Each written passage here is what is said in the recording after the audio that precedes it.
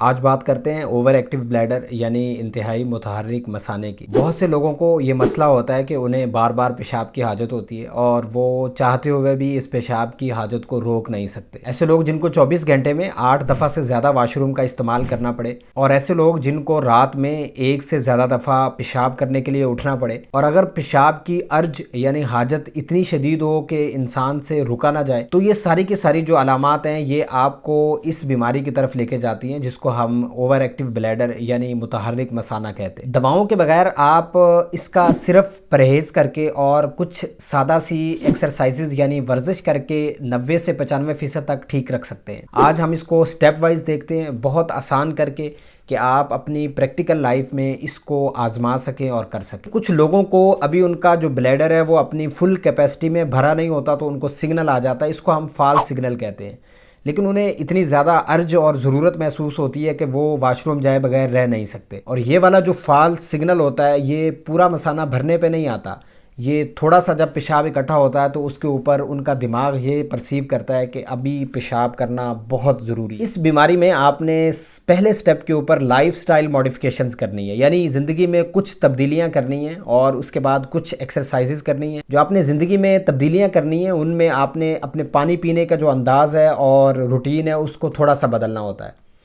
گرمیوں اور سردیوں کا حساب رکھتے ہوئے آپ نے جو ایوریج ہے وہ 8 سے 10 گلاس استعمال کرنے ہیں، یہ ہمارا 2 سے 2.5 لیٹر بنتا ہے۔ نہ اس سے کم استعمال کرنا ہے اور نہ آپ نے اس سے زیادہ استعمال کرنا ہے۔ اور آپ نے کیفینیٹڈ جو ڈرنکس ہوتی ہیں ان کو بالکل چھوڑ دینا ہے، ان سے پرہیز کرنا ہے۔ کیفین چائے میں ہوتی ہے، سوڈا میں، چاکلیٹ میں اور کافی میں ہوتی ہے۔ اس کے علاوہ کچھ ایسے کیمیکلز خارج ہوتے ہیں جو آپ کے مثانے کی دیوار جو ہوتی ہے یعنی پٹھے ہوتے ہیں ان کو اریٹیٹ کرتے ہیں، جس کی وجہ سے آپ کو فالس سگنل آتا ہے اور پیشاب کی حاجت محسوس ہوتی ہے۔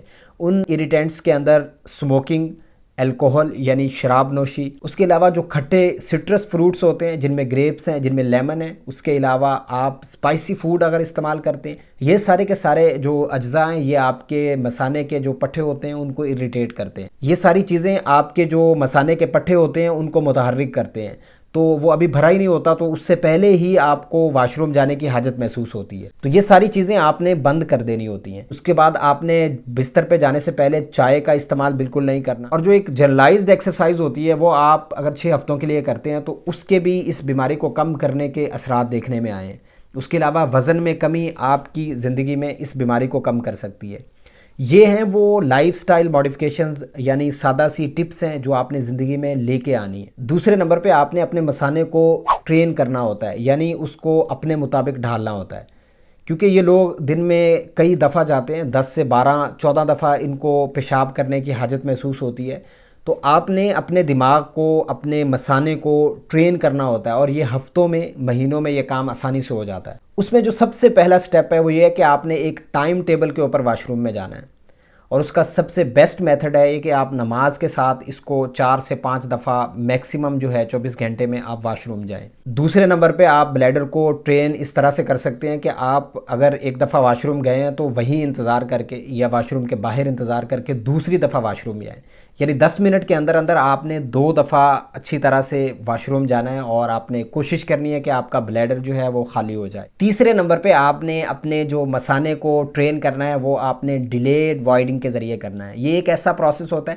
جس میں آپ نے اپنے پیشاب کو روکنا ہوتا ہے اور اس میں آپ نے ٹائم لینا ہوتا ہے، کیونکہ یہ ہمارے جو فال سگنل آ رہے ہوتے ہیں یہ اسپائنل کارڈ سے آ رہے ہوتے ہیں، یہ پراپر دماغ سے نہیں آ رہے ہوتے۔ تو اگر آپ ان کو ایک دفعہ گزار دیتے ہیں تو آپ کو پھر اگلا ٹائم مل جاتا ہے کہ آپ دوبارہ اس پراپر سگنل کے اوپر، یعنی آپ کا بلیڈر جب بھر جاتا ہے تب آپ واش روم میں جائیں۔ تو اس میں آپ نے کرنا یہ ہوتا ہے کہ آپ نے اپنے دماغ کو ڈسٹریکشن دینی ہوتی ہے، یعنی آپ الٹی گنتی شروع کر سکتے ہیں، اس میں آپ کو وہ فال سگنل کا جو دورانیہ ہوگا وہ گزر جائے گا۔ آپ ٹانگ پہ ٹانگ رکھ کے بیٹھ سکتے ہیں اور آپ اپنے پیشاب کو روکنے کے لیے زور لگا سکتے ہیں۔ تو اس دوران میں اگر آپ کو پیشاب کی حاجت بھی محسوس ہوتی ہے تو آپ نے واش روم میں بالکل نہیں جانا، آپ نے پینک نہیں کرنا، آپ نے جو اپنا ٹائم سیٹ کیا ہوا ہے آپ نے اس ٹائم پہ جانے کی کوشش کرنی ہے۔ وقت کے ساتھ ساتھ کیا ہوگا کہ ہفتوں میں، مہینوں میں آپ کا جو بلیڈر ہے یعنی مثانہ ہے وہ آپ کے دماغ کے ساتھ کوآرڈینیٹ کر لے گا، اور جب آپ چاہیں گے، جس ٹائم پہ آپ چاہیں گے، آپ کو اسی وقت ہی حاجت محسوس ہوگی۔ اس کے علاوہ آپ کے مثانے کو جو پٹھے سپورٹ کر رہے ہوتے ہیں، ہم ان کو پیلوک فلور کہتے ہیں، اس کی بھی ایکسرسائزز ہیں۔ اس میں سب سے جو مشہور ایکسرسائز ہے اس کو ہم کیگل ایکسرسائزز کہتے ہیں، اور اس میں آپ نے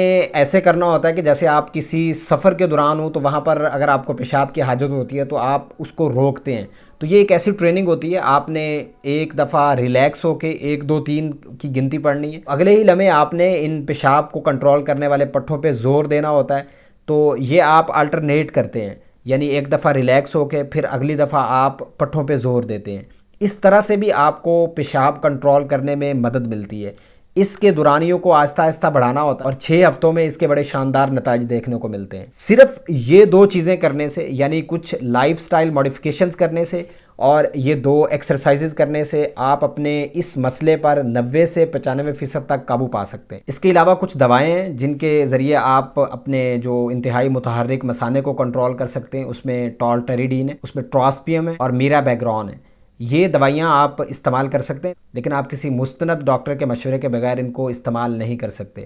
ان لوگوں کو جن میں کالا موتیا یعنی گلوکوما ہوتا ہے، ان میں یہ بعض اوقات مسئلے کو بڑھا دیتی ہیں۔ اس کے علاوہ ان دوائیوں کے سائیڈ ایفیکٹس کے اندر آپ کی آنکھیں خشک ہوتی ہیں، آپ کا منہ خشک ہوتا ہے، اور آپ کو بعض اوقات بہت زیادہ ہیٹ محسوس ہوتی ہے۔